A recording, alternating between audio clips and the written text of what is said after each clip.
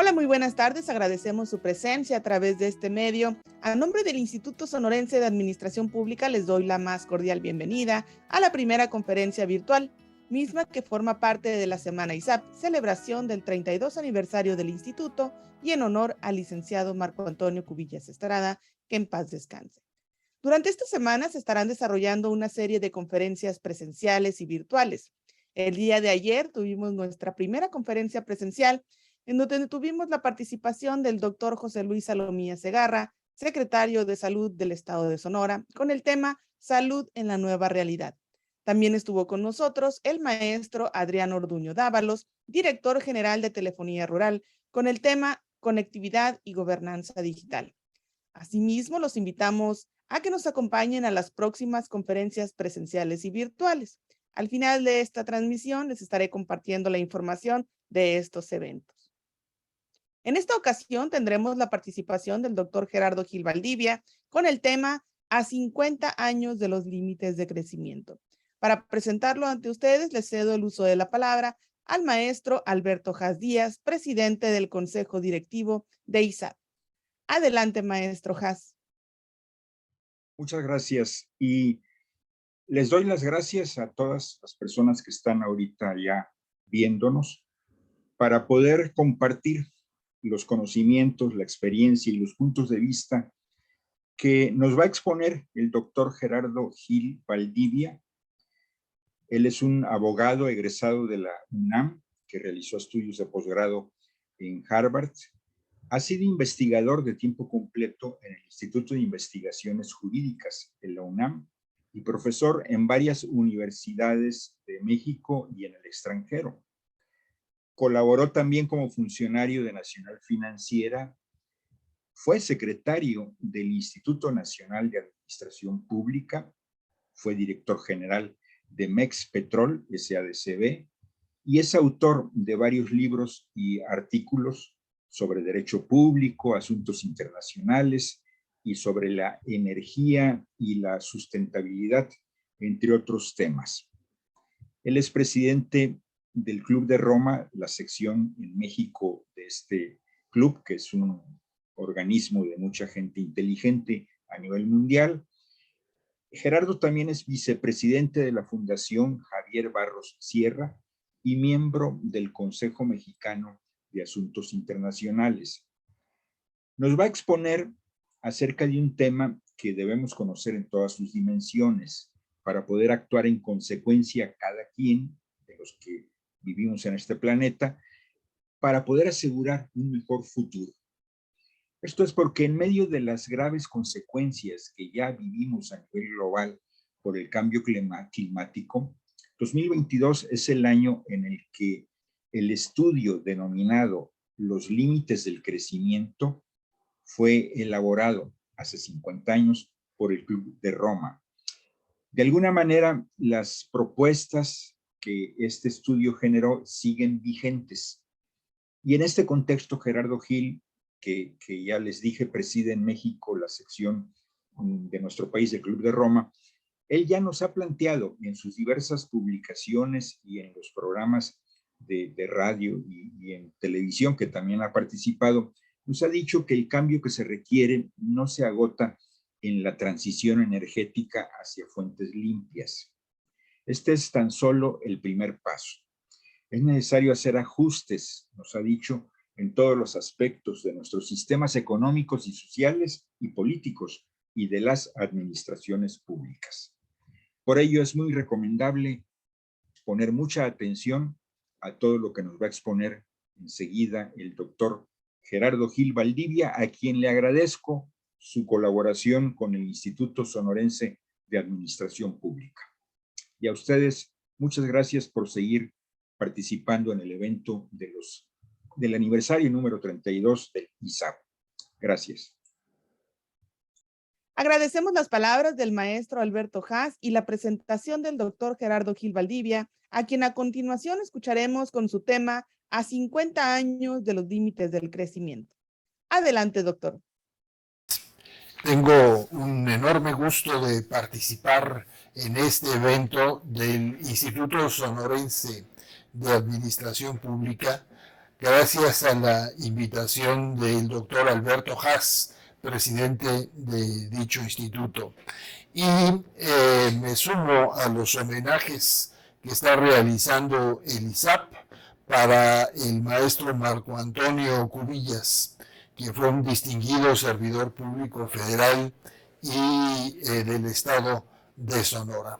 En esta ocasión quisiera yo hablar con ustedes sobre el 50 aniversario de la publicación de los límites del crecimiento, el informe que el Club de Roma encargó al Instituto Tecnológico de Massachusetts y que ha tenido una enorme trascendencia para la discusión de la problemática global que enfrenta la humanidad y que es plenamente vigente 50 años después, habida cuenta del enorme nivel de deterioro que presenta el planeta Tierra, nuestra casa común, en este año 2022 y las perspectivas que tiene la humanidad para enfrentar un conjunto de riesgos globales que son inéditos en su historia. El Club de Roma es una organización de debate, de análisis y de estudio de la problemática global y de búsqueda de sus soluciones, que se fundó en 1968. En 1972, el Instituto Tecnológico de Massachusetts presentó un estudio que le encargó el propio Club de Roma sobre los predicamentos de la humanidad, que fue titulado Los límites al crecimiento. Este estudio fue realizado por un grupo de doctores en ingeniería de la Escuela Sloan de Administración del Instituto Tecnológico de Massachusetts, gracias a que en ese momento un miembro fundador del Club de Roma, el doctor Jay Forrester, dirigía esa escuela. Jay Forrester, un doctor en ingeniería que había elaborado la dinámica de sistemas, que era una metodología para análisis y toma de decisiones para las grandes empresas industriales. Los límites del crecimiento fue un estudio que estuvo coordinado por un conjunto de jóvenes doctores en ingeniería: Dennis Meadows, Donella Meadows, William Behrens, Jorgen Randers. Afortunadamente muchos de ellos eran muy jóvenes, así que varios de ellos aún viven. Es el caso de Dennis Meadows, estadounidense, y del profesor emérito, ahora profesor emérito de la Universidad de Oslo, el noruego Jorgen Randers. La metodología que había propuesto el Club de Roma para el análisis de todos estos problemas era un enfoque transdisciplinario y multisectorial con una visión holística y global de largo plazo. Y eso permitió enfocar que el futuro global exige acciones inmediatas tanto de los organismos internacionales, los gobiernos nacionales, la sociedad civil y todos nosotros. Actualmente vivimos una crisis climática global de extinción de especies, de salud alimentaria, que están afectando todos y cada uno de los niveles de la vida económica y social a nivel mundial.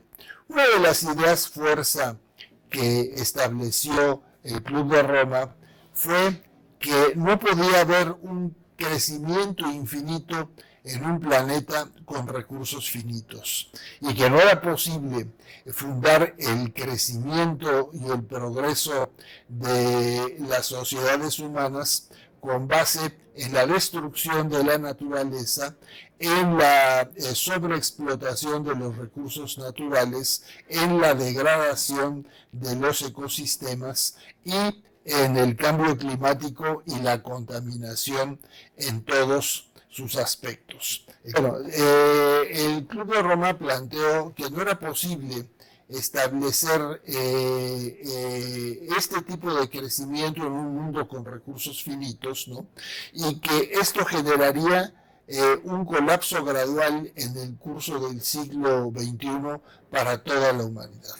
También dijo que el colapso no es inevitable si se efectúan las correcciones y adecuaciones necesarias para desvincular el desarrollo y el bienestar de la destrucción de la naturaleza. En el estudio de los límites del crecimiento se formularon escenarios.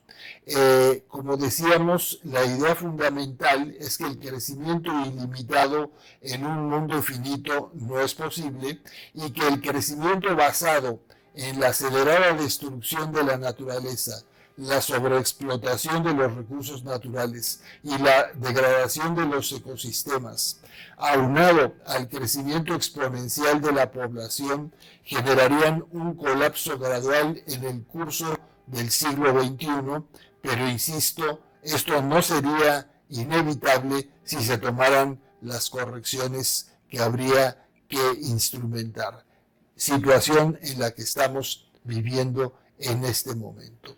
El estudio tuvo un enorme éxito en el corto plazo, tanto en los ámbitos científicos y diplomáticos. La inspiró mucho a la ONU, en particular al entonces secretario general de las Naciones Unidas, el señor U Thant, y también sirvió de influencia para la celebración de la primer cumbre del medio ambiente en Estocolmo en 1972. Sí, de alguna manera hay que reconocer que también recibió críticas inmediatas tanto del sector energético como de varios grandes corporativos industriales y quienes objetaban el análisis del crecimiento demográfico exponencial. Cabe decir que lo que inspiró la creación del Club de Roma fue que Aurelio Peccei, el fundador del Club de Roma, entendió que no se estaban en los años 60 del siglo pasado atendiendo los grandes problemas de la humanidad. El mundo vivía en medio de la Guerra Fría, en medio del conflicto entre el capitalismo y el socialismo comunista, y no se atendían los graves problemas de la humanidad que aquejaban el futuro del ser humano. Salvo algunos círculos de científicos muy especializados, la gente no estaba atendiendo esos grandes problemas. Situación que probablemente podríamos ver también el día de hoy. En los límites del crecimiento coinciden la publicación de los límites del crecimiento coincide con el inicio de la articulación de la Agenda Internacional de Protección al Medio Ambiente y de combate al cambio climático. Pero de la publicación del libro de los límites del crecimiento a 1987, todavía tendrían que pasar 15 años para que se articulara por Gro Harlem Brundtland, ex primer ministro de Noruega y presidenta de la Comisión de Medio Ambiente y Desarrollo de las Naciones Unidas, el concepto de desarrollo sostenible. La publicación de los límites del crecimiento, ¿fue un éxito o fue un fracaso? Yo creo que fue un éxito desde el punto de vista editorial. Es un libro que se tradujo a más de 40 idiomas, probablemente hay 4 o 5 millones de ediciones del libro, pero si vemos las advertencias que se formularon en los límites del crecimiento y la situación que vive el mundo, pues es evidente que las advertencias que se marcaron en este libro y que ya se habían hecho por parte de otros grupos científicos no se atendieron. Vivimos en este momento una profunda emergencia climática y un nivel de destrucción de la naturaleza que no tiene precedentes en la historia de la humanidad. Un nivel de destrucción causada por el ser humano. Eso me hace referir a lo que reflexionaba Gro Harlem Brundtland de 1987. Ella decía, y creo que sigue siendo plenamente válido, la capacidad del ser humano de actuar ha superado con creces su capacidad de comprender. Sabemos hacer cosas, pero no sé si las estamos entendiendo, sobre todo con todas sus consecuencias para la vida presente y futura de las siguientes generaciones. El rápido deterioro de la situación biofísica es poco percibido por la sociedad a escala mundial, persuadida de la creencia irracional de que la economía puede crecer en forma ilimitada. En esta gráfica pueden ustedes ver una imagen de los mares cubiertos por plásticos, con todo lo que eso implica, abundaremos sobre eso, o el deshielo que se ve en todo el mundo. Vivimos una enorme crisis ecológica. En los últimos 150 años hemos destruido casi la mitad del suelo fértil de la Tierra. Es decir, este suelo fértil ha desaparecido en los últimos 150 años. Cerca del 90% de los bancos de peces están sobreexplotados o ya no existen a nivel mundial. La Tierra enfrenta la sexta mayor extinción de especies de su historia, pero las otras 5 fueron causadas por fenómenos naturales. Esta es causada por el hombre. El ser humano ha aprendido a manipular la composición geobioquímica de la Tierra, pero está siendo incapaz de detener la destrucción del planeta. Y en este aspecto es muy importante resaltar el crecimiento demográfico de la población.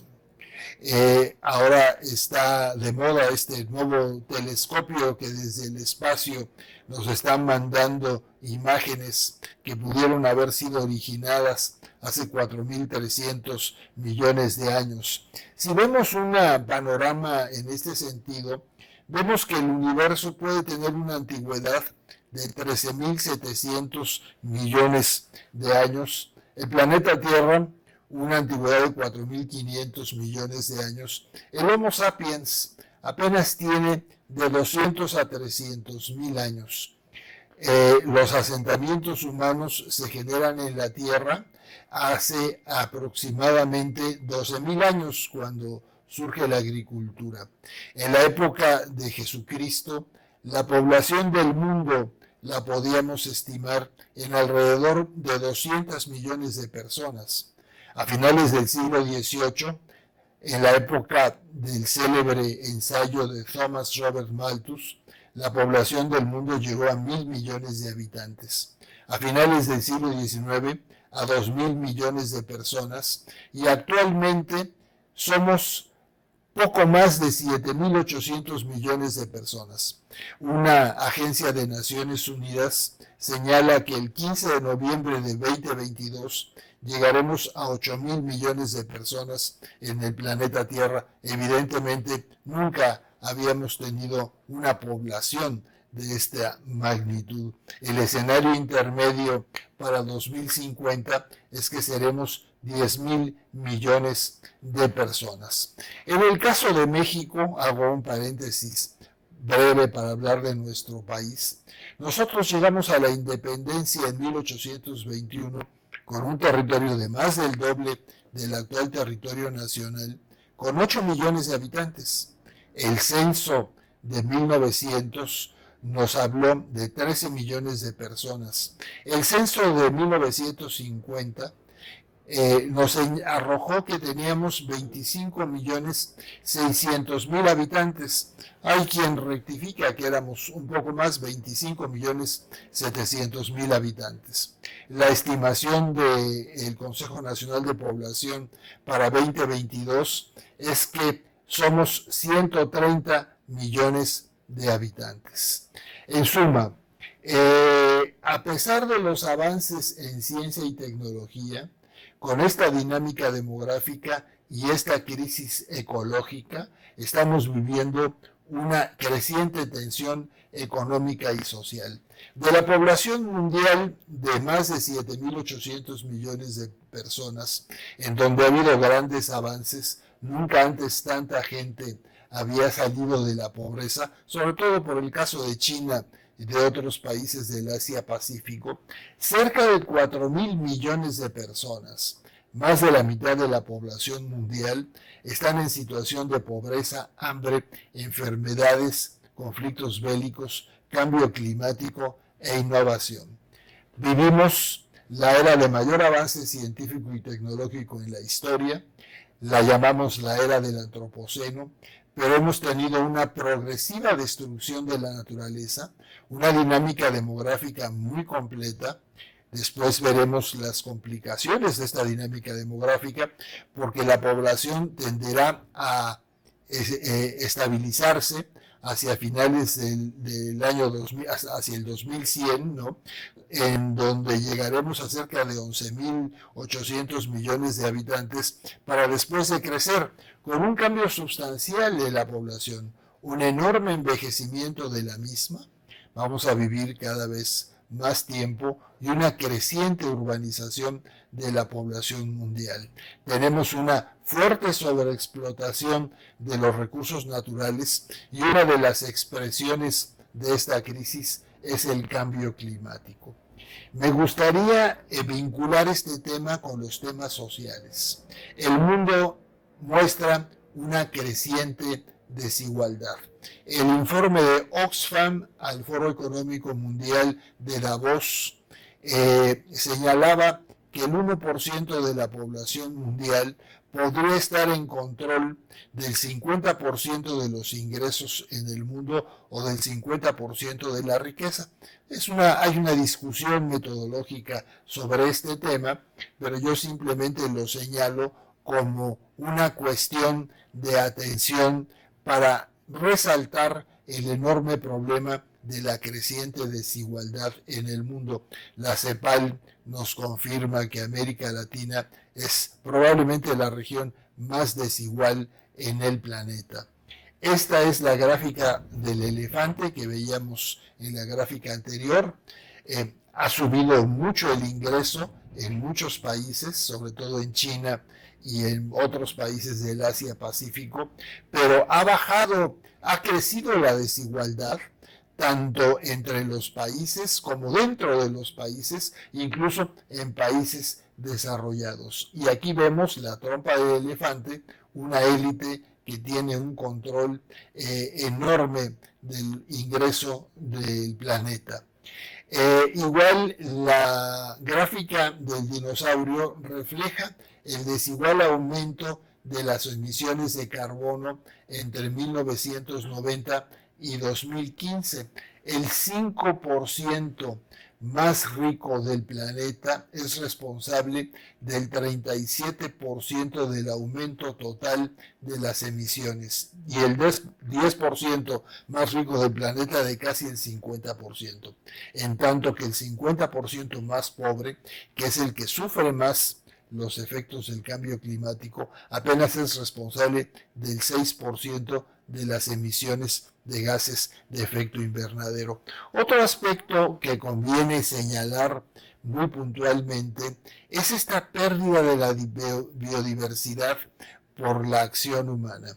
Esta es la megafauna que existía en México en la edad de hielo hace 10.000 años, y vemos que había mamuts, elefantes, el oso perezoso, camellos, llamas, el lince de dientes de sable, en fin, muchísimos animales que han ido desapareciendo. Otra expresión de este deterioro de la naturaleza es la deforestación de los bosques. Estos son los bosques intactos en el mundo hace 8.000 años y esos son los bosques que quedan actualmente. En el caso de México, estas son las selvas a inicios del siglo XIX y estas son las que nos quedan actualmente con todos estos cambios. Una de las expresiones de este deterioro de la naturaleza es el cambio climático, pero este fenómeno está directamente vinculado con otros fenómenos como la pérdida de la biodiversidad, la reducción del ozono atmosférico, la acidificación de los océanos y lo que esto conlleva en el rompimiento de la cadena alimentaria, la crisis de agua que estamos viviendo a nivel mundial, el consumo de agua dulce y el ciclo hidrológico se ha visto profundamente alterado, el cambio en el uso de la tierra, más adelante quisiera hacer una referencia a la ganadería, la contaminación química y la emisión de nuevos compuestos imprevistos y la carga de aerosoles en la atmósfera. Los efectos del cambio climático. Se ha calentado la atmósfera, se ha calentado los océanos y la superficie terrestre, hay una fuerte elevación del nivel del mar. El 40% de la población mundial vive en zonas costeras. La acidificación de los océanos, su efecto en las zonas costeras, la disminución de los volúmenes de hielo y nieve en el mundo, la creciente escasez de agua, la menor producción agrícola, el cada vez más difícil acceso a los alimentos, los crecientes fenómenos hidrometeorológicos, inundaciones, afectaciones a los ecosistemas, pérdida de la biodiversidad, sequías e incendios forestales, salinización del agua, desertificación de los terrenos agrícolas, y todo esto con fuertes repercusiones en la población, la vida, la salud, la alimentación, la economía y la migración. Pero lo que es más importante son los efectos imprevistos de la relación de todos estos fenómenos que tienen en crisis a la agricultura y a la alimentación en el mundo y a la salud en el mundo. Buena parte de las pandemias se generan por la degradación de los ecosistemas, la desaparición de los depredadores grandes y medianos y la prevalencia de las ratas y roedores que generan una serie de virus para los cuales el ser humano no tiene capacidad de combate. El cambio climático tiene causas naturales, como son las modulaciones en los ciclos solares, explosiones volcánicas, etcétera, pero también tiene causas antropogénicas que son las más importantes en este momento y que se refieren fundamentalmente a la emisión de gases de efecto invernadero por el transporte y la industria, es decir, la emisión de dióxido de carbono. Hemos carbonizado el planeta y el planeta está literalmente, y no es una frase literaria, es una frase textual, está en llamas. Hay cambios en la corteza terrestre, hay una creciente deforestación, la evolución demográfica, el aumento de la temperatura global, en el Valle de la Muerte en California, cercano a Sonora, ¿no? Se registraron 54 grados centígrados. En los últimos días, en Mexicali, varios días han llegado a 47 grados centígrados. Algunos termómetros registraron incluso 51 grados centígrados. Hay una elevación del nivel del mar, lo que ya hablábamos de la acidificación de los océanos, la disminución de la criosfera y los cada vez más crecientes eventos extremos. México es un país particularmente vulnerable al cambio climático por su acceso al Pacífico y al Atlántico y al Mar Caribe. En el sur-sureste hay crecientes ciclones y huracanes y lluvias torrenciales, y en el centro norte cada vez más sequías e incendios forestales. Esta es una imagen de la huella ecológica. En 1961 existía un superávit per cápita en la capacidad biológica del planeta para regenerar los recursos, y cada vez tiene menos capacidad el planeta Tierra. Si hacemos un breve recuento de esta situación, la concentración de dióxido de carbono en la atmósfera es la más alta en 2 millones de años. El aumento en el nivel del mar es el de mayor crecimiento en 3.000 años. El área de deshielo marino y ártico es el más alto en 1.000 años. Y el retroceso de los glaciares no tiene precedentes en los últimos 1.000 años. Tenemos cada vez más calor extremo, cada vez más lluvias torrenciales, sequías, huracanes y la acidificación de los océanos. Desde 1972 se inicia un largo proceso de evolución del marco normativo internacional. Inicia con la primer cumbre del medio ambiente convocada por Naciones Unidas en Estocolmo en el 72. Hay muchos aspectos que voy a pero en 1992 se celebra la primera cumbre de Naciones Unidas sobre el medio ambiente y el desarrollo, la Declaración de Río, diversos convenios, la creación del panel intergubernamental del cambio climático, la creación del convenio marco de Naciones Unidas sobre el cambio climático, el protocolo de Kioto. En el año 2015, la Agenda 2030 de Naciones Unidas, los 17 objetivos del desarrollo sostenible y los 169 metas que se establecen, y también en ese año el Acuerdo de París, que pretende simplificar el crecimiento que pretende comprometernos a todos a no rebasar el aumento de la temperatura en el siglo XXI a más del 1.5 grados centígrados medidos desde la etapa preindustrial. ¿Quiénes son los principales emisores de gases de efecto invernadero? En primer lugar es China, en segundo lugar los Estados Unidos, en tercer lugar la Unión Europea más el Reino Unido, en cuarto lugar la India, en quinto lugar Rusia y en sexto Japón. Pero si lo medimos per cápita, pues el número uno es con mucho los Estados Unidos, el segundo lugar Rusia, Japón y China.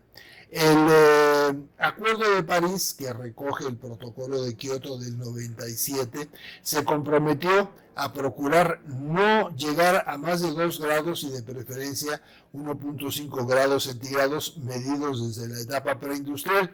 Pero hemos avanzado ya 1.2 grados y algunas gentes dicen que 1.3 grados, o sea, nos quedarían 2 décimas de grado como techo en lo que resta del siglo XXI, lo cual se ve muy difícil de no rebasar. Por otro lado, un distinguido investigador mexicano del Instituto de Ciencias Nucleares de la UNAM y del Centro de Ciencias de la Complejidad dice que en México ya llegamos al 1.5 grados centígrados de aumento de la temperatura.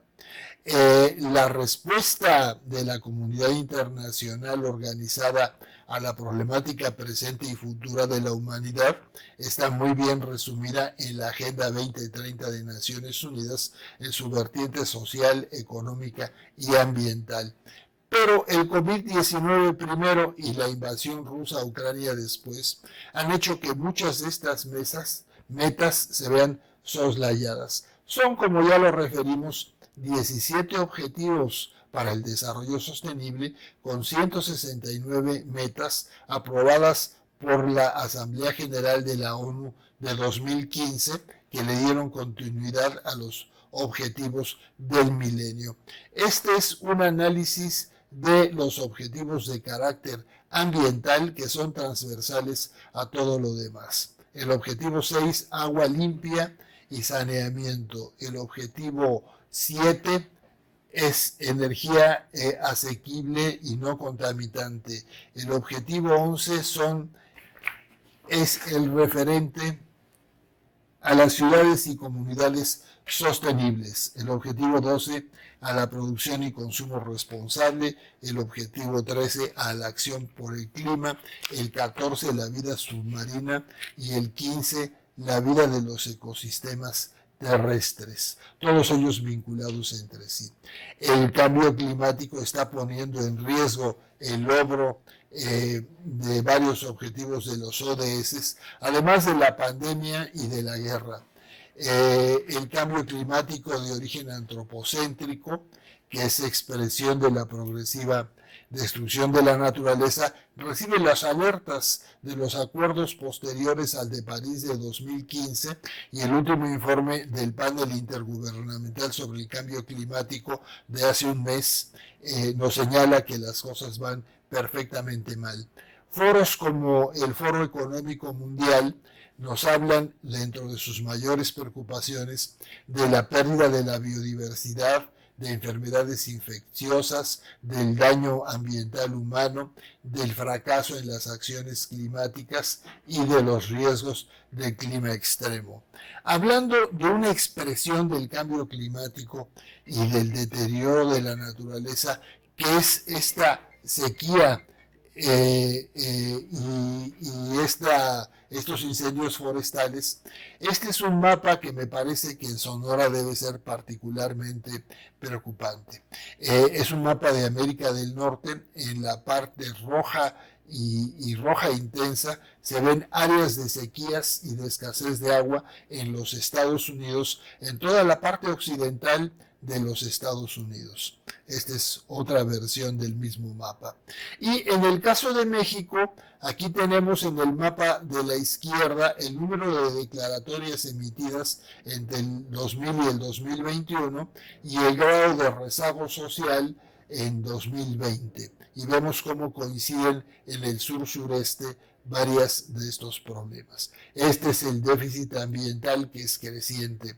Necesitamos una adaptación intelectual y necesitamos una adaptación que nos conduzca no solo a reducir la emisión de gases de efecto invernadero, a una transición energética a fuentes limpias. Esa es una obligación inmediata. También necesitamos cambiar muchos hábitos de consumo. No podemos vivir todavía en una economía de descarte del consumismo, porque no hay recursos naturales en el planeta suficientes para satisfacer este ritmo de consumo. Alguien decía ya desde hace años que si quisiéramos que todo el mundo viviera con el nivel de vida de la clase media de un estado estadounidense como Wisconsin, de clases medias, ¿no?, requeriríamos los recursos naturales equivalentes de entre 4 y 5 planetas. Requerimos, entre otras cosas, modificar conductas como la del consumo de carne, que en muchos lugares ha conllevado el hecho del ganado vacuno, deforestación, uso de agua, etc. Requerimos de una nueva ilustración. El mundo contemporáneo es en buena medida, científica y culturalmente, resultado de la ilustración europea de los siglos XVII y XVIII. Creo que es importante una profunda revolución mental, intelectual y espiritual para encarar los retos del siglo XXI, los retos que enfrenta la humanidad. Vivimos la época de la industria 4.0, de la cuarta revolución industrial, caracterizada por la producción automatizada basada en sistemas físicos cibernéticos, el Internet de las cosas, la nube de almacenamiento, el Big Data, la inteligencia artificial, aunado a un profundo desarrollo científico. Las ciencias médico-biológicas han tenido un avance exponencial. Tenemos cada vez más especialistas físico-químicos atmosféricos, tenemos cada vez más elementos sofisticados de modulación y de elaboración de escenarios. Debemos ser capaces de encontrar las soluciones a los retos que estamos viviendo, pero requerimos de nuevos equilibrios entre el hombre y la naturaleza, entre el corto y el largo plazo, entre la velocidad y la estabilidad, entre lo público y lo privado, entre hombres y mujeres, entre la igualdad y los incentivos al rendimiento. En suma, vivimos un cambio climático, una profunda crisis de agua, una crisis alimentaria global, pandemias muy vinculadas con la destrucción de los ecosistemas, una época de transición energética, de migraciones, y todos estos problemas nos han llevado a sufrir violentísimos ataques a la democracia. Mi mensaje es que debemos trabajar para diseñar un nuevo modelo de desarrollo sostenible, para tener un mundo sostenible, porque estamos enfrentando la problemática actual con muchas teorías que fueron diseñadas para un mundo vacío cuando vivimos en un mundo saturado. Muchas gracias por su atención.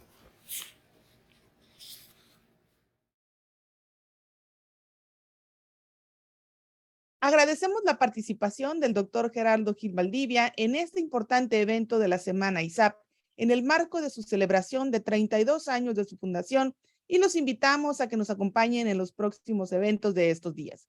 Muchísimas gracias por su asistencia y atención. Buenas tardes. Hasta pronto.